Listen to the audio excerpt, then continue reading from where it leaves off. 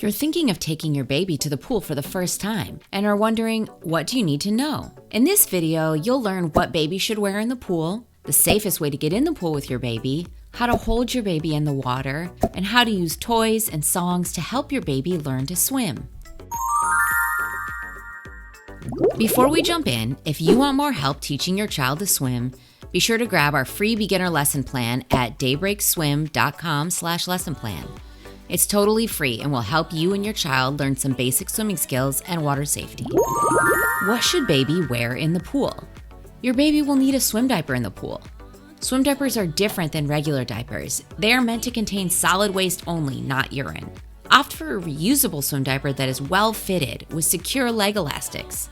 The material inside disposable swim diapers can clog pool filters, and it's not environmentally ideal for open water swimming in lakes or oceans. Check our link in the description box for our favorite reusable swim diapers.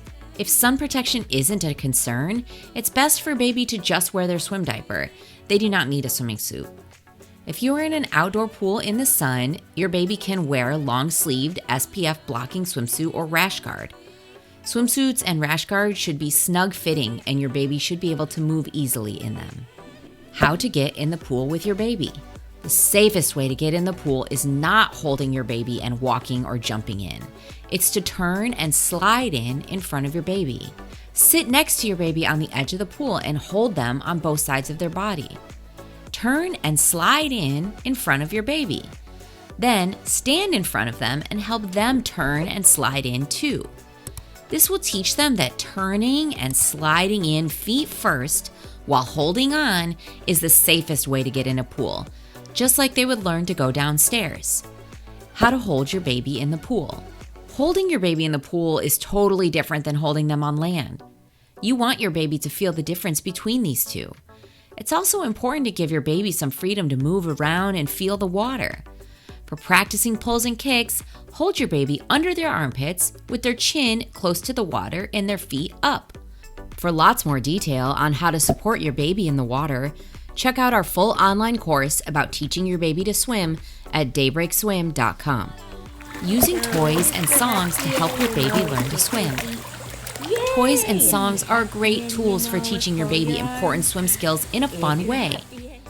You can use a cup or a watering can to get your baby used to closing their mouth and holding their breath in the pool.